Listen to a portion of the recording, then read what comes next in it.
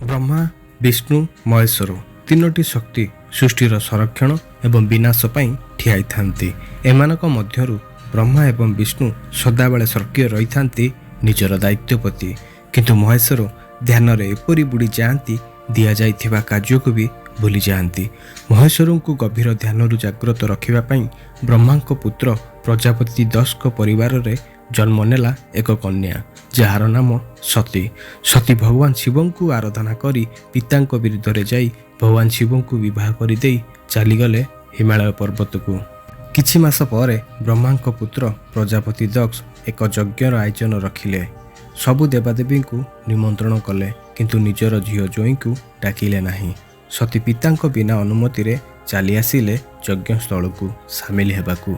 यज्ञ आरंभ हेबा मात्रे सती पिता प्रजापति दक्ष शिव विरुद्ध रे लज्जाजनक शब्द उच्चारण कले। सती स्वामी नारे निजर पिता मुहरु अपमानजनक शब्द शुणिबा परे यज्ञ कुंड को डेई पड़ी आत्महत्या करदेले। भगवान शिव ध्यान भांगिबा परे हिमालय पर्वतरू चली आसिले यज्ञस्थल को। सतीर मृत्यु शरीर को धरी क्रोधरे रागी जाई हत्या करथिले यज्ञस्थल रे प्रजापति दक्ष को।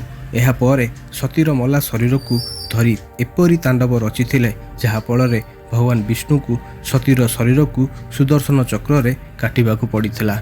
सतीर जेउ सबु अंग गुड़िक भगवान विष्णु काटिथिले ताहा एबे 52टी स्थान रे पड़िथिला। अखंड भारत कुहा जाउथिबा हिमालय पहाड़रू आरंभ करी कन्याकुमारी पर्यंत देवी सतीଙ୍କ शरीरर अंग गुड़िक जेउ सबु स्थान रे पड़िथिला ताहा एबे शक्तिपीठ रे पालटिछि। एथि मध्यरु कुहा जाय जे देवी सतीଙ୍କ मुंड पड़िथिला पाकिस्तान रो कब्जारे थिबा बलुचिस्तान रो एक पहाड़ उपरे, जहार ना एबे देवी हिंगुला। समय क्रमे मराठी मानकर राजा कुहा जाउथिबा नळ देवी हिंगुला को नहीं आसीथिले महाराष्ट्र। परे पुरीर राजा महाराष्ट्र जाई राजा नळଙ୍କ साहाय्य देवी हिंगुला को आनिबाकू प्रयास करथिले पुरी को। रायपुर संबलपुर एवं तालचेर गोपालगढ़ निकट रे थिबा सिंगड़ा नदी कूल रे संध्या हेगला। एठाकार परिवेश देखि माँ हिंगुला एही स्थान रे विराजमान हेगले।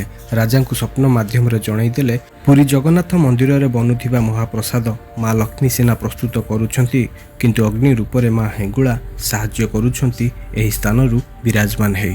जदि आपण मानक ए वीडियोटी भल लागि थाए वीडियो को लाइक करी चैनल को सब्सक्राइब कर दे कमेंट माध्यम रे लिखि दियंतु जय माँ हिंगुला।